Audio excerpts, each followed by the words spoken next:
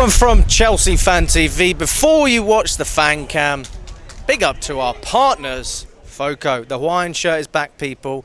To be honest with you, I've got a backpack down there. It's got a hoodie in it.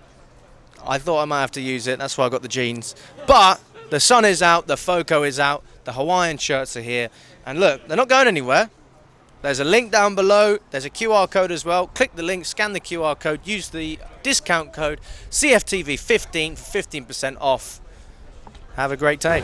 Hello everyone from Chelsea Fan TV. My name is Alex. I'm outside Stamford Bridge after a 1-1 draw against Crystal Palace in the Premier League. I'm with Nina. We watched cfctvyt together in the studio. Today we watched another performance where there's certainly a split of opinion. I mean, where do you stand? If you're looking for negativity from me today, you won't get it, Alex, because I just choose to be a little bit more positive. Way! Look, it would have been nice to get our first, win at home in the Premier League this season. Yeah, absolutely. It didn't go our way. And let's talk about the problems and what we need to improve, because that's facts. There are a lot of things we need to improve on, but we know that. We're now 3 games into our Premier League season. We thrashed Wolves, lost to City at home opening day. That shouldn't have really received the backlash it did. And yeah, drawing to Palace at home. But let's be real, we really let our, the foot off the gas in the second half. We lost control of the ball. We were losing it very easily, pretty much handing it to Palace. And that's when they took the opportunity to press, to be aggressive, play their passes with intent. And yeah, they scored. And it wasn't nice to see us come out in the second half and concede so early, because that's something we saw quite a lot last season, wasn't it? Us coming out and conceding. I said that I really like that Maresca manages the game well, and he says something to the players at half time usually that really works. We come out looking better. Maybe not against cfctvyt and maybe not today, but then again, that's something that I'm hoping will improve with time.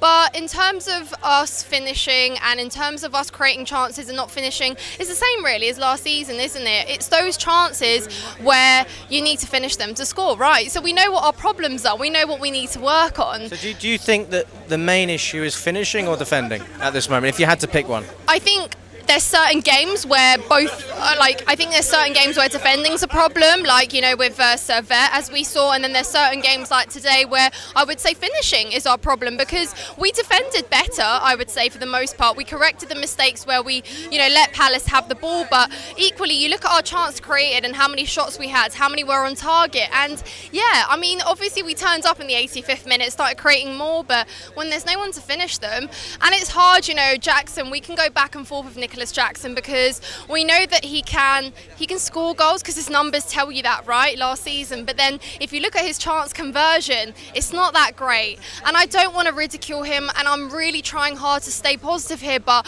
I will die on the hill that us not buying a striker this window will come back to bite us, because I don't think having Nicholas Jackson and Mark Gee as our out-and-out number 9s will be enough this season to achieve our goals, win us trophies, get back into Champions League football. When you look at the strikers that other Premier League clubs have and the conversion rate, when they get their chances, if they're not many, they score them. And yeah, he scored today. So again, it's hard to say, oh, Jackson, but he could have won us the game there at the end. Could have scored 2 right at the very death. And you can't help but think, would a more experienced striker put those away for you? The answer is probably yes. So your take on the Osman deal is that we should have got that over the line and just paid the wages? Look, I really wanted Osman. I won't lie to you. I would have taken Tony as well, because I just really did think we need an experienced striker. However, one side of me is quite happy that, the board and our club didn't just say, right, the wage structure we've been trying so hard to implement, we're just going to chuck that away because we're so desperate. Because they know we should have brought a striker last window. So now it's kind of like them going back on themselves and just trying to create another mess out of something that they could have done easily without having to go through the hassle of bending this wage structure. Do you see what I'm getting at? Because last year there was a better market for strikers. There were certain options we could have gone for, but we saw Jackson in pre-season and we thought, yeah, mate, you can be good enough for us. And I guess, that's what we brought into, but frankly, it's not enough, and it wasn't really enough last season either. So we are potentially going into this season thinking that maybe we brought in the wingers that we did. We bought Felix, we bought Netta, we bought Sancho because hopefully they help Palmer for the goals, help Jackson.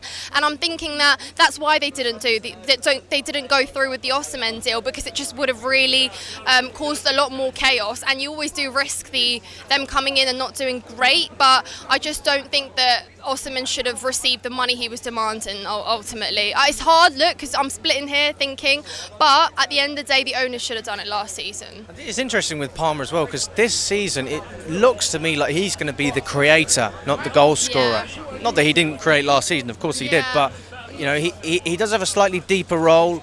He certainly dropped deep in the second half. He was forced to, because he's just been surrounded by Palace players. That was clearly a tactic from them to freeze him out of the game, and he was visibly frustrated. Is there anything else he could have done? We could have maybe put him on the right and then Kunku in the middle, but there's not enough time. So, how can Maresca, in terms of in-game management, how can he change our fortunes based on today? Look, I think he made the right call to make subs. Yeah, I would have brought in Kunku on earlier, though. I think he is, for me, someone that was brought in to be a first-teamer, period. He got injured. We waited a whole season to see him. Now is the moment to use him, and I get that he's easing him back in slowly because of fitness and whatever, and I guess we're a bit protective, but Kunku is your man because he can score you goals, not just penalties. He is good in open play as well, and his link-up play is great. This is now the style that we're adopting here under Maresca, and you see Palmer, Jackson, these players thrive in link-ups. Felix as well, you saw it when he came on too with Nkunku, and I would try and start them, see what they can do. I would actually like to see Nkunku in a playmaker role as well. Try him in the 10, why not? I would rather him play in the 10 than play as a false 9 or up top. So then you want Palmer on the right? Maybe, yeah. We've seen Palmer on the right. He's effective there, but you have Noni Madueke as well. And this is where the kind of saturation comes. But it's good. But it's up to you to work it out.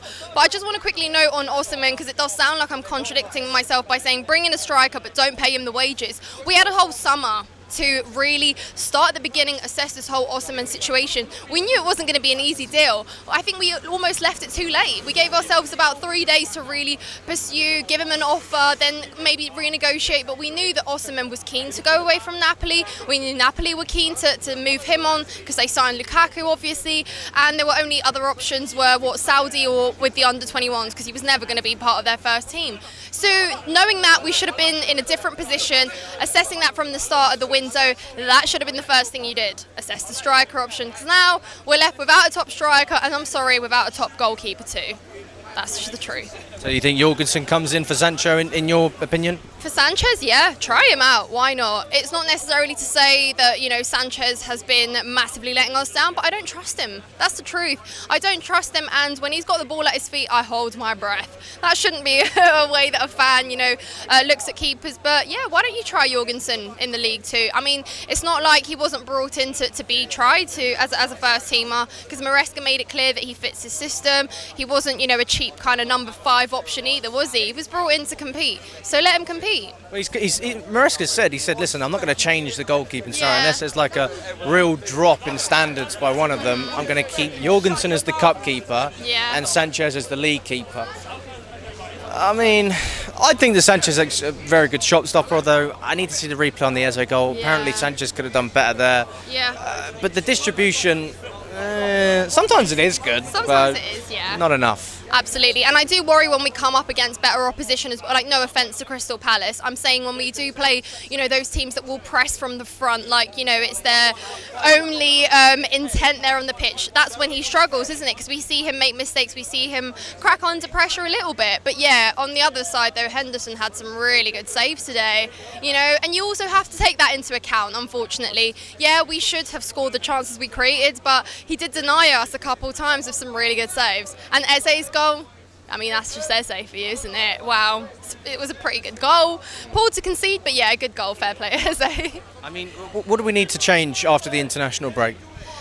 Right, I forget we've got an international break. It feels too early, doesn't it? And then there's another one shortly after. We've only just got into our stride. Oh, Well, look, after the international break, I want a win at Stamford Bridge for starters. Is it Brighton we've got at home? West Ham away, Bournemouth Ham away as well. Oh, okay, so a few away days. Well, look, judging by Wolves away, I'll take some heart from that. Hopefully we can replicate. But, yeah, look, I just want us to see a bit of an improvement. That's all, because I know this is what it is. We're working under a new manager. There's players that have just come through the door. Obviously, Sancho's just started training with the squad. Felix has only just started training with the squad. So has Neto, etc., etc. So they're getting to know each other. And for that, we do have to give time. So as long as we start correcting this and we play with intent, because let's be real, some of the football we played in the second half was lazy, wasn't it? I know it was hot, but it was hot for everyone, right? Ultimately. You don't think the players made enough runs? Not necessarily, but I just think that after we conceded, tempo just dropped a little bit, didn't it? And I think the forwards passes were just really decreased, and I think the side to sides a little bit increased, and it was like, we're not going for a draw here, are we, Chelsea? We want to win this game. So I think that's where the attitude shift needs to come a little bit as well.